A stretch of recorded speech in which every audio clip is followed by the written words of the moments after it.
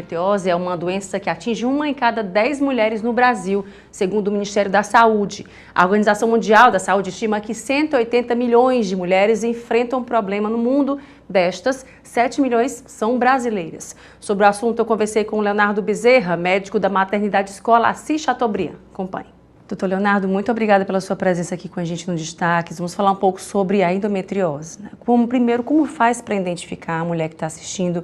Como é que ela pode identificar que eu tenho endometriose nesse caso? Isso, eu agradeço a TV Otimista pelo convite, é sempre um prazer poder ajudar.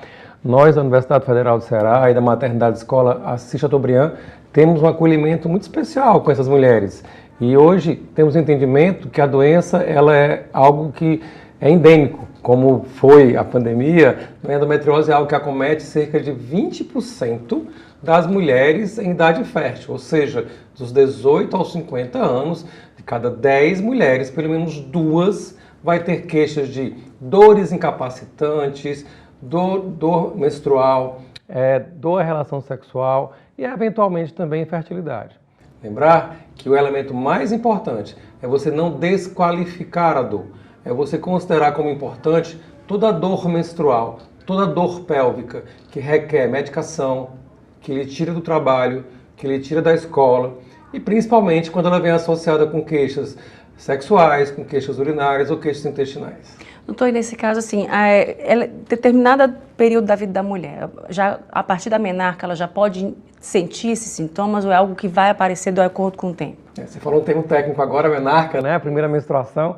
Na verdade, sim, a endometriose é uma doença que tem um caráter progressivo. As cólicas intensas elas já podem começar desde a primeira menstruação, em torno dos 12, 13 anos, mas ela caracteristicamente ela tem uma queixa que aumenta com o tempo. Ela refere que, por exemplo, ao início, ela tinha queixas de cólicas que cediam espontaneamente, ou com medicações comuns, do tipo Buscopan. E com o tempo, essa medicação já não é mais suficiente, ela vai precisar de medicamentos mais fortes, associação de medicamentos, eventualmente ir para o hospital, fazer remédios na veia, e algumas, infelizmente, né, assim, tragicamente, podem até se tornar dependentes de drogas para dor, como derivados de morfina, enfim.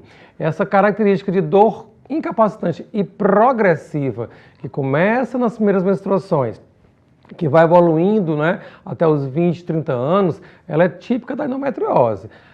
Nós não precisamos que a mulher tenha 30 anos para ter dor incapacitante, mas também não esperamos que todas as meninas jovens, com 13, 14 anos, sejam consideradas com endometriose.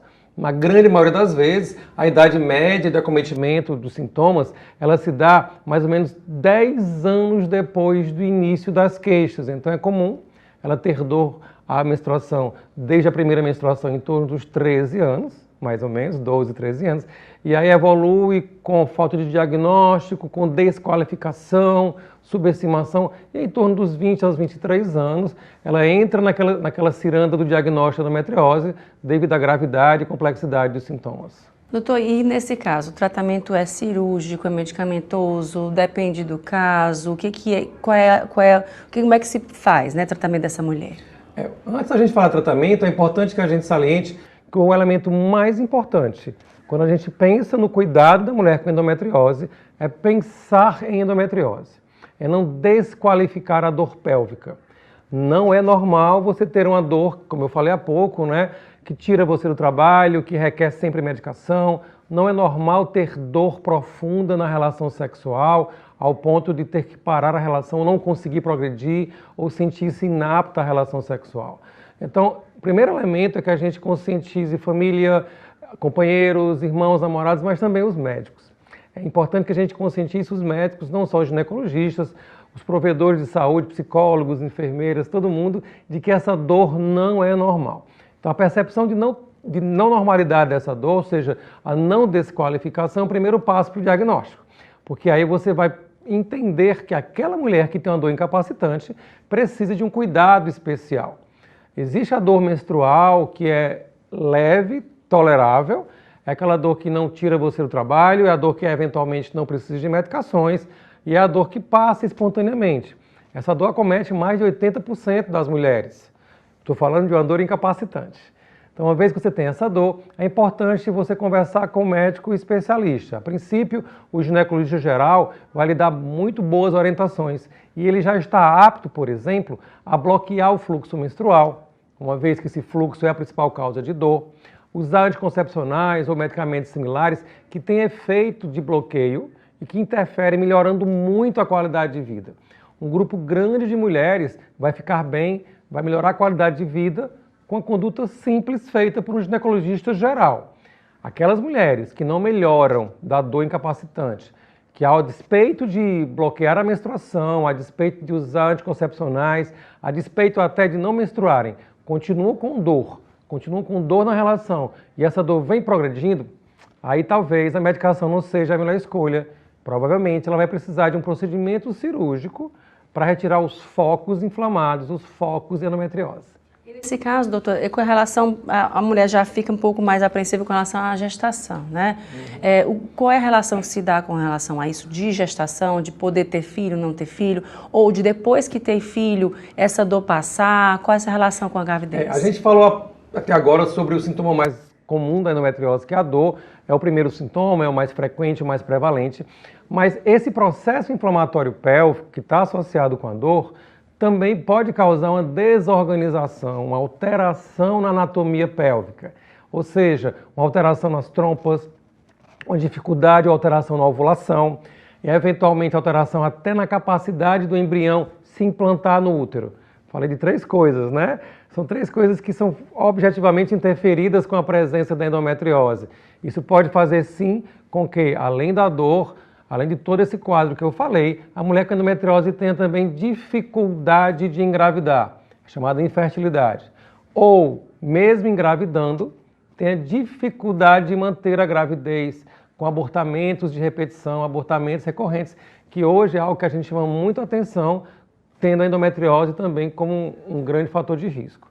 E uma vez grávida, né, a gravidez da endometriose está associada, infelizmente, com alguns riscos maiores, descolamento de placenta, sangramentos anormais, hipertensão da gravidez. E, obviamente, essa doença, com o passar dos anos, ela pode agravar a infertilidade e antecipar a infertilidade da mulher. Por exemplo, com 30 e poucos anos, se ela tiver endometriose, é possível que ela tenha menos fertilidade do que a mulher da mesma idade que não tem endometriose. Agora, doutor, é uma coisa que é genética? Você teve, sua filha tem, sua mãe teve, enfim, é algo genético disso? Essa pergunta é muito interessante porque é exatamente algo que se tem se debruçado muito a ciência atualmente, né? Quais são os marcadores genéticos, quais são os genes que podem determinar essa herança? E uma vez identificando esses genes, eles podem ser tratados, alterados, bloqueados. Existem vários estudos e não existe uma relação direta de um só gene. Existem uma série de elementos que são herdados geneticamente, não somente um. Não é como, por exemplo, síndrome de Down, por exemplo, que está associada com o cromossomo 13, né? A doença genética está associada a vários genes. E esses genes eles podem sim ser herdados de mãe para filha. Mas existem elementos que a gente chama de epigenéticos, que estão além da genética, que são elementos comportamentais e ambientais, que esses sim são exatamente os gatilhos que estimulam a predisposição. Um exemplo bem simples. Por que você acha que a endometriose está tão frequente hoje em dia? Porque as mulheres deixaram de engravidar precocemente, como engravidavam nossas avós. Então elas engravidavam nossas avós 14, 15 anos de idade. Né? Hoje as mulheres contemporâneas passam a engravidar mais próximo dos 30 anos. Portanto, menstruam muito mais. A menstruação mais frequente, mais intensa e excessiva é o fator epigenético que estimula os genes herdados pela mãe. Então, se ela estivesse engravidando nossas avós, bisavós consecutivamente, né, 15, 16, 18, 19, 20 anos, dificilmente daria tempo para a endometriose se formar, mesmo que houvesse predisposição genética. Além disso, né, além da menstruação, além da gravidez mais tardia, existem fatores ambientais, como estímulos hormonais ambientais, como também hábitos alimentares, principalmente ligados a alimentos como gorduras insaturadas, ou alimentos que têm indisposição ou alteração de digestão para algumas mulheres. Existem também alterações ligadas ao apetite, mulheres mais magras, essa perda de apetite parece estar muito associada com a endometriose, dentre outros fatores. A gente vê muito que a questão de não prática de exercício, alimentação desregrada, uso de bebidas alcoólicas e tudo isso como um todo, né, no quadro geral do ser humano é prejudicial. Para quem tem endometriose também se aplica isso? Você falou muito bem. Na verdade, a gente tem que ter bons hábitos de saúde, independente de você ter ou não endometriose ou quaisquer outras doenças, não é? Os bons hábitos, eles estão associados, sim, com a menor mortalidade da humanidade, com a melhor qualidade de vida, viver mais e viver bem. Então, o consumo não excessivo de álcools, né, e outras drogas recreativas, uma alimentação rica em frutas, verduras, não é? Que é uma alimentação que a gente, no meio médico, chama de alimentação mediterrânea, né? Aquela alimentação ligada muito a frutas, a verduras, a carne branca, peixe. Essas alimentações que são fracas, pobres em gorduras insaturadas, parecem estar relacionadas com menor produção de colesterol, menor formação de placas ateromatosas, menor risco cardiovascular e também menor liberação de radicais livres inflamatórios. Esses radicais livres inflamatórios podem estar associados com doenças do coração, com cânceres e outras coisas mais, que são muito frequentemente liberados quando você faz, por exemplo, uma dieta rica em gorduras, em empanados, carboidratos, e quando você também tem uma vida sedentária, que prolonga, que aumenta a deposição de gordura, que aumenta o seu peso, tudo isso estaria associado com a liberação de radicais livres e esses processos inflamatórios crônicos. Mas há que se observar uma coisa muito importante e hoje em dia a gente como médico fica muito preocupado no cuidado da mulher com endometriose. Existe uma espécie de proibição de neurose coletiva ligada a alguns conceitos que não são totalmente verdadeiros. Não existe exatamente um alimento inflamatório. Não existe exatamente um tratamento dietético anti-inflamatório. Isso é um recurso puramente comercial para atrair as mulheres para determinados padrões de dietas. O que a gente sabe, por exemplo, mulheres com endometriose têm muito frequentemente intolerância à lactose. Nem todas as mulheres vão ter intolerância à lactose, nem toda intolerância à lactose é endometriose. Aquelas mulheres que têm intolerância à lactose e que têm endometriose vão se beneficiar muito de uma dieta restritiva de lactose, de derivados de leite. Mas isso não pode ser generalizado para todas as mulheres. Assim como determinadas outras intolerâncias, como também ao glúten, que são os derivados das massas. E o que é que a gente tem visto hoje em dia? Infelizmente, uma cultura comercial opressiva de uma dieta extremamente radical, cortando literalmente tudo, considerando alimentos inflamatórios, esse conceito é um conceito comercial, não existe, e fazem com que as mulheres tenham uma vida de muita desqualificação, porque você não poder comer nada, não é? As coisas não são bem assim. Então, o equilíbrio é tudo na vida. Ok, doutor, muito obrigada pela sua presença aqui, pelos esclarecimentos e até uma próxima oportunidade. Eu que agradeço a todos e estamos todos à disposição. Sabemos o quanto é importante discutir sobre saúde da mulher, sobre endometriose principalmente, e alertamos que nós temos na Maternidade Escola Assis Chateaubriand, da Universidade Federal do Ceará, o primeiro serviço público do Nordeste de atendimento, cuidado da mulher com endometriose, né, que vai desde a cirurgia, mas também diagnósticos, tratamentos. Isso é muito importante porque é dentro da rede do Sistema Único de Saúde.